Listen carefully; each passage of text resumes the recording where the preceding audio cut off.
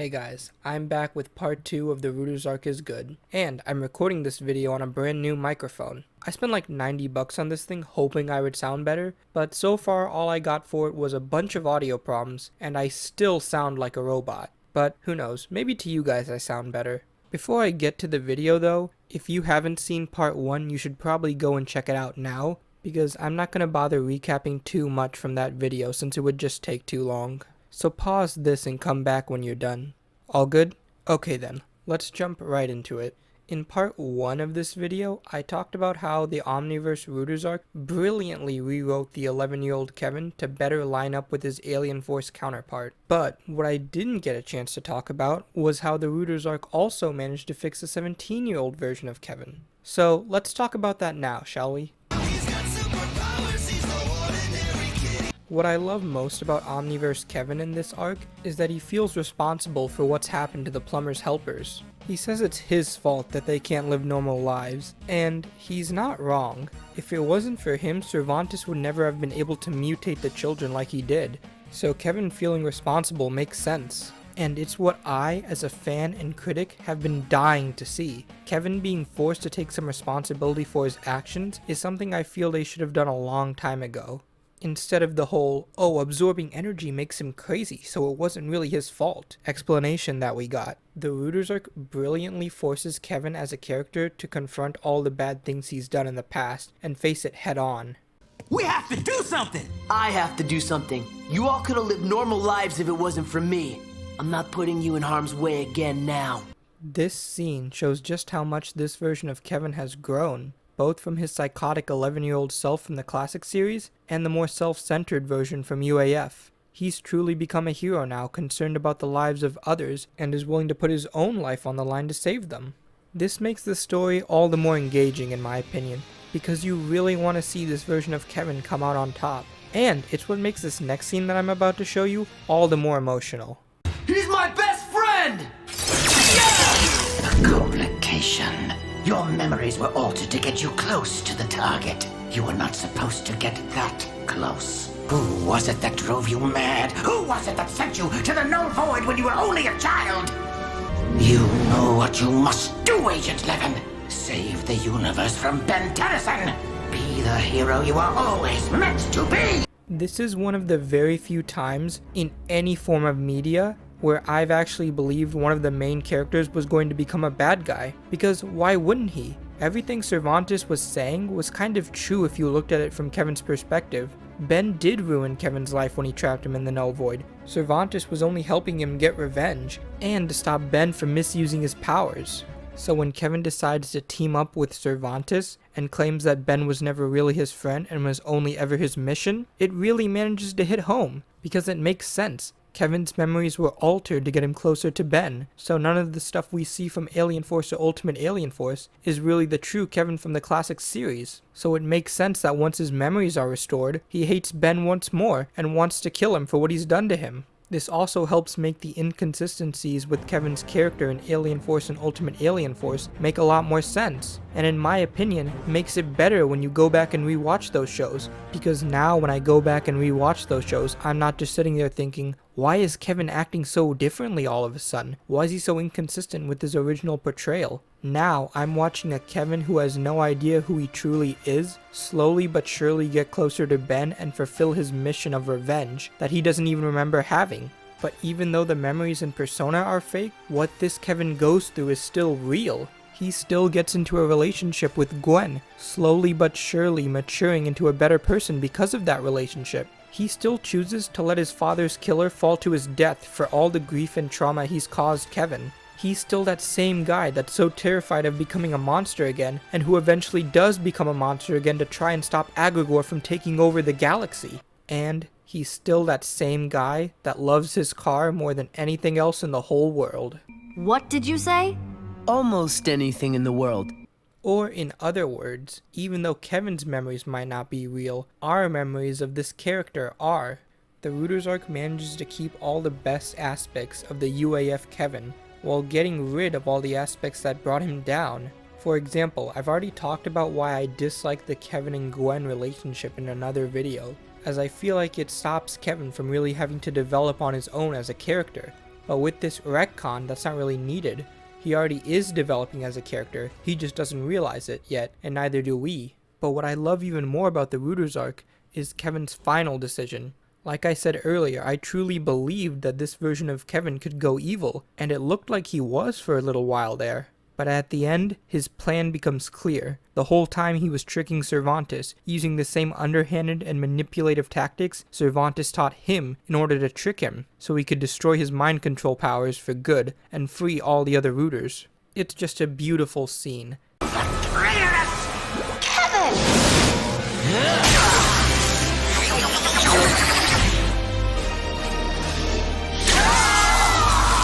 Surprised, old man?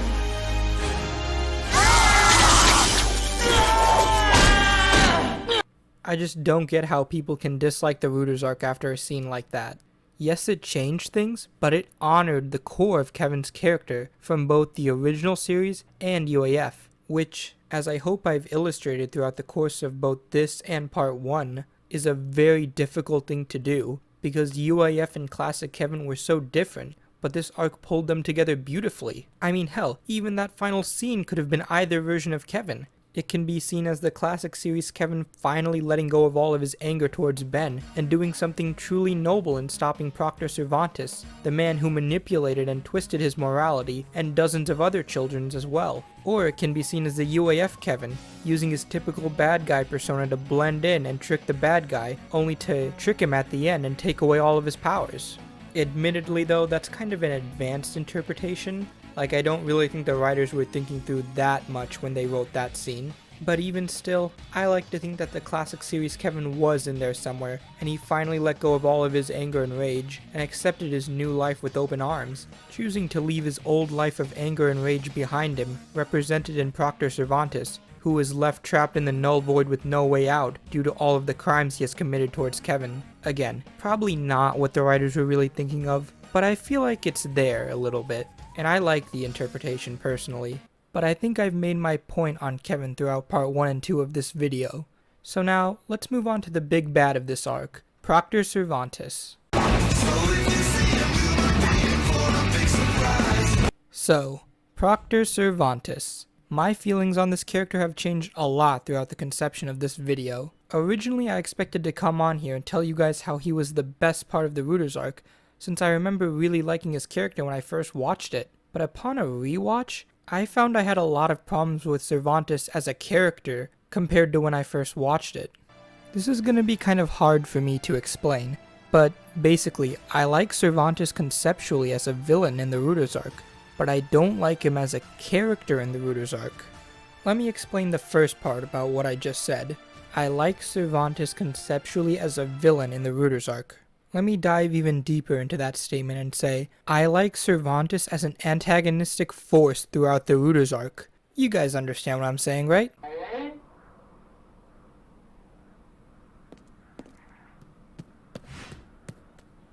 Okay, maybe I need to explain a little bit better. Here, let's go over all the instances where I think Cervantes was an effective antagonist in this arc. His quote-unquote victories, or wins so to speak, that he gained throughout the course of this arc.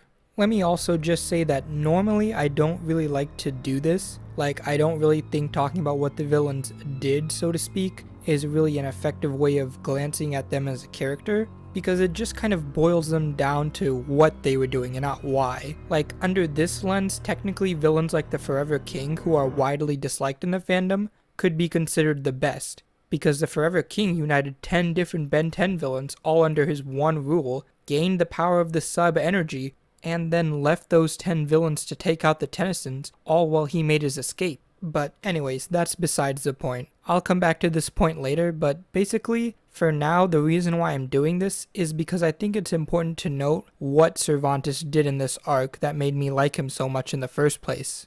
First up on Cervantes' win list is creating the strike team that went after the 11-year-old Ben in Omniverse. It was a stroke of genius in my opinion for Cervantes to use Kevin's hatred of Ben to get him to create a whole alien army for him. And that alien army is also pretty well thought out. An accelerate to stop Ben from getting too far away from the battle, a forearms for just brute strength, pierce to probably knock Ben out or at the very least cause some damage from behind, And if Ben had been unlucky enough to get Ripjaws, the heat blast would have instantly fried him. And when they fail, Cervantes instantly mind wipes them, and gives them fake memories as to how they got their powers, which in my opinion is an even smarter thing that he does, as this prevents the children from ever wondering, hey, how come I'm not like other kids, did someone do something to me? No, now they think it's because of alien blood, brilliantly insulating Cervantes from any suspicion from anyone. So Cervantes basically got away with attempted child murder on one of the grandchildren of the most famous plumber in the entire galaxy. Yeah, that's a win right there. Then, 5 years later when Cervantes needs the children again, he uses his status as Proctor to locate Kevin 11, basically forcing the plumbers to find him for him. This effectively cut Kevin off from all of his allies, as none of them could learn his whereabouts for fear that Cervantes would find him one day. And then, Cervantes sent the rooters out after the plumber's helpers. This was smart on two fronts. On one hand, it basically forced Kevin to go confront him to stop him from getting the children. And on the other hand, if Kevin hadn't confronted him or hadn't reached him in time, Cervantes would have had all the plumber's helpers back under his control again.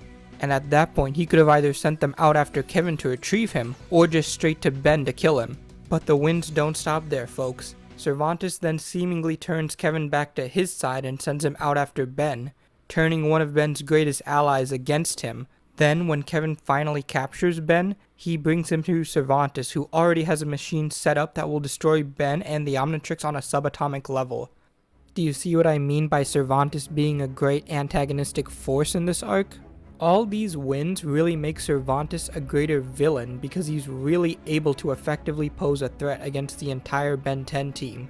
But the issue I have with Cervantes as a character is that he doesn't really reflect this.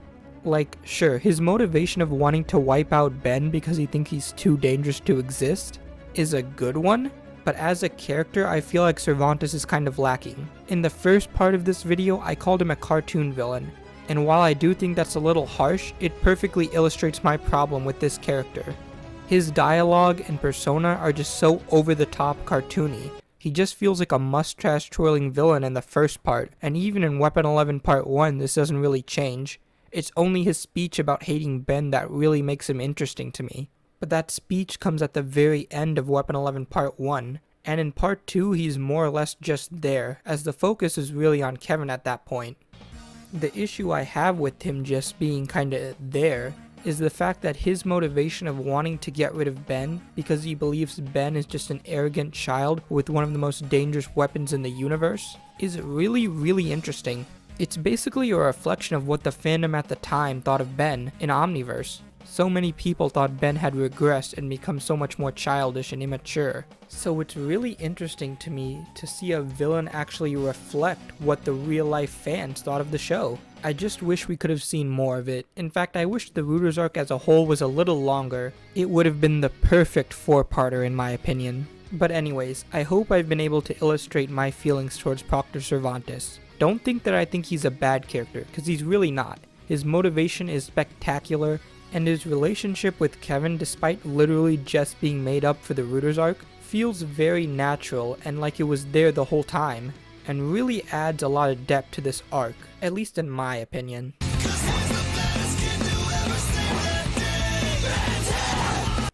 Alright, I realize I was kind of critical in that last part about Cervantes, so to make up for it, I'm going to talk about a couple other things I really liked about the Rooters arc, since this video is supposed to be about why I think the Rooters arc is good.